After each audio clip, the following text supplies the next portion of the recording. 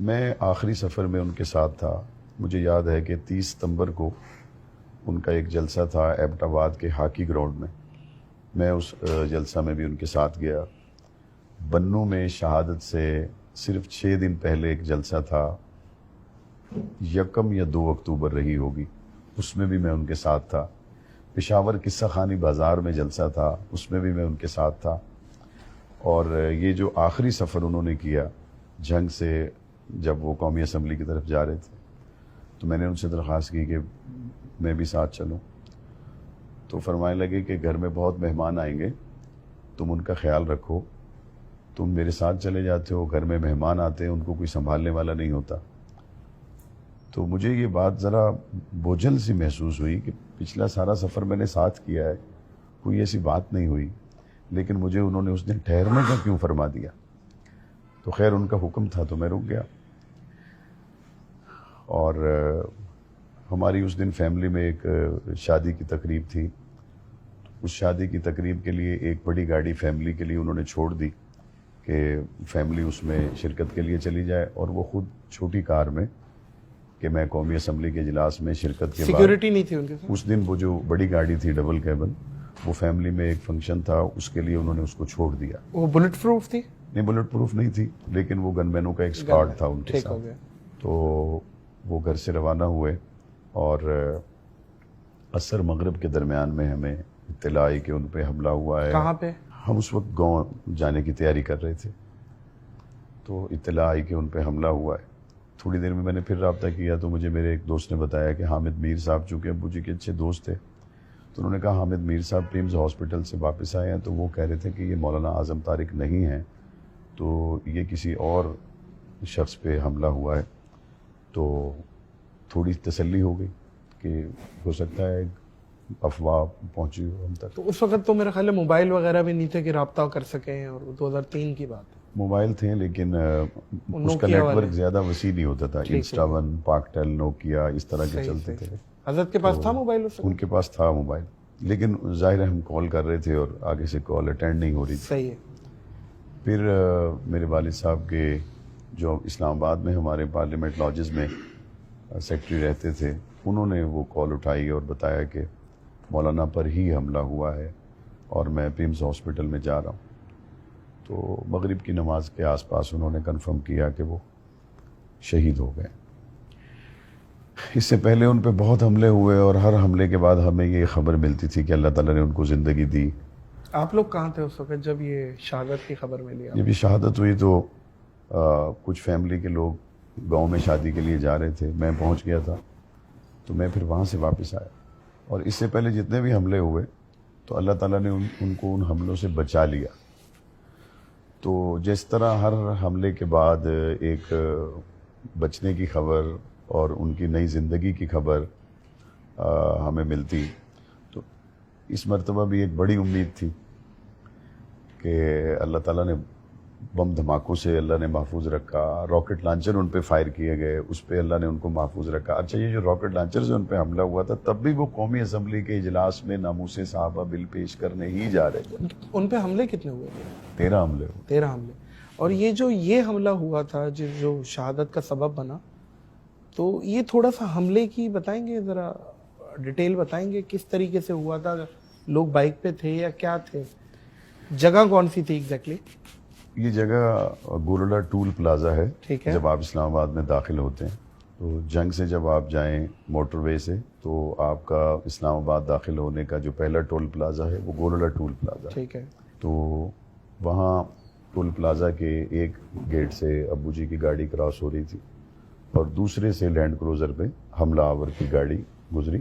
اچھا. اور جیسے یہ ٹول پلازا کے اسپیڈ بریکر سے ابھی گزرے بھی نہیں تھے کہ انہوں نے گاڑی سامنے لا کر جو فرنٹ سیٹ، درمیان والی اور اس سے پیچھے والی تینوں سیٹوں سے ایک دم انہوں نے برسٹ کھول دی.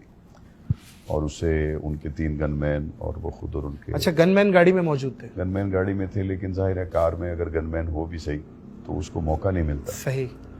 تو ان کی اس وقت شہادت ہو گئی. والد صاحب آگے بیٹھے ہوئے تھے؟ جی آگے بیٹھے ہوئے تھے.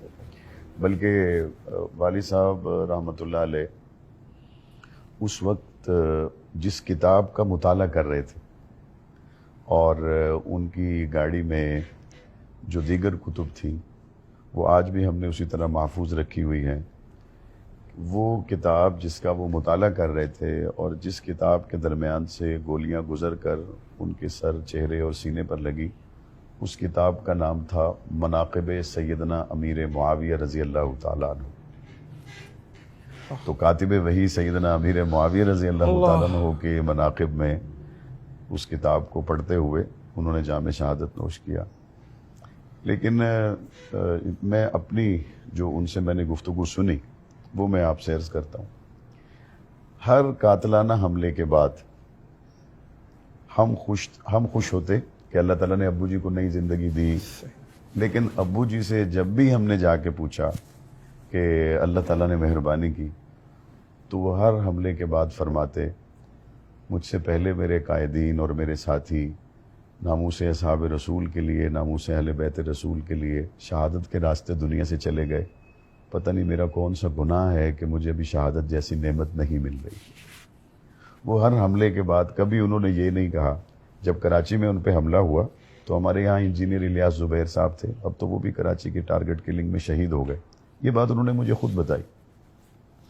کہتے جب آپ کے ابو جی پہ قاتلانہ حملہ ہوا مارچ کے مہینے میں 1990 میں. اچھا نادر بھائی، وہ ایسی عجیب صورتحال تھی، یعنی 1990 میں میری عمر صرف 7 سال، اور ایک آدمی صبح دروازے پہ دستک دیتا ہے اور کہتا ہے آپ کے ابو کدھر ہیں؟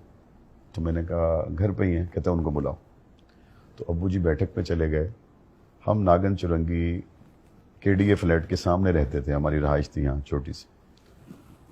تو میں دوسرے کمرے میں چلا گیا ابو جی کو پیغام دینے. ابو جی اس کمرے میں آ کے بیٹھ گئے. تھوڑی دیر میں گولی چلنے کی آواز آئی. تو میں نے صحن والے دروازے کو کھولنے کی کوشش کی، وہ اندر سے لگا ہوا تھا. میں باہر کے دروازے سے گیا. جب میں نے اندر کمرے میں داخل ہوا تو والد صاحب یوں ٹیک لگی ہوئی تھی دیوار کے ساتھ، اور دونوں ان کے یوں پاؤں سیدھے تھے اور خون نکل رہا تھا. آدھی آنکھیں بند تھی، کھلی ہوئی تھی. تھوڑا میں نے سہارا دیا تو چارپائی پہ لیٹ گئے. اس وقت انجینئر الیاس زبیر صدیقی، اب تو وہ بھی شہید ہو گئے، تو انہوں نے فوراً ابو جی کو کچھ ساتھیوں کی مدد سے، صبح کا ٹائم تھا، جمعے کا دن، انہوں نے ٹیکسی میں ڈالا اور ہاسپٹل لے گئے، عباسی شہید ہاسپٹل لے گئے.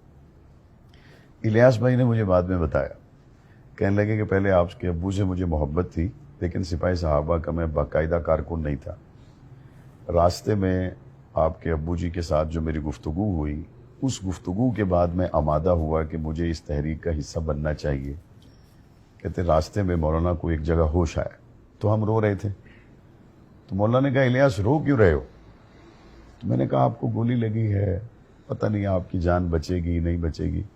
اس حال میں انہوں نے مجھے کہا الیاس یہ تو ایک جان ہے، حضور کی بیوی اور مومنوں کی ماں حضرت عائشہ صدیقہ کے لیے اعظم طارق جیسی 1000 جانیں بھی قربان ہو اللہ سکتی. اکبر، اللہ اکبر بھائی، واہ. تو الیاس بھائی نے پھر ایک بات یہ بتائی مجھے، اور دوسری بات انہوں نے بڑی عجیب بتائی.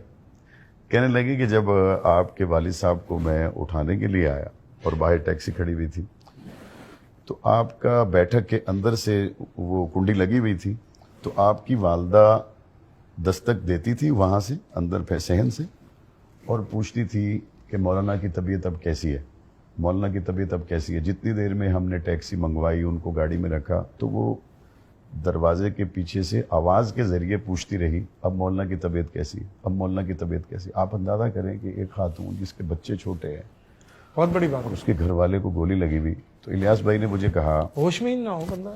کہ یہ خاتون اپنے خاوند کے گولی لگنے پر اپنے پردے کا لحاظ کر رہی ہے اور دروازے کے اس پار نہیں آ رہی. واہ. تو یہ 2 واقعات اس نے کہا ایسے ہوا کہ مجھے یقین ہوا کہ ہمیں اس تحریک میں رہنا چاہیے. اس طرح کی زندگی تھی ان کی، جہد مسلسل.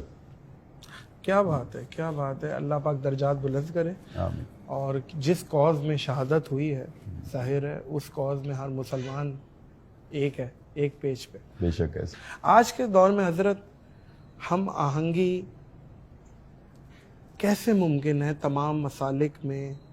علمی اختلاف اپنی جگہ رکھ کے، لیکن ایک پیج پہ ایک دوسرے کو سمجھنا، ایک دوسرے کی بات سننا اور امن و امان کی صورت قائم رہنا کیسے ممکن ہے؟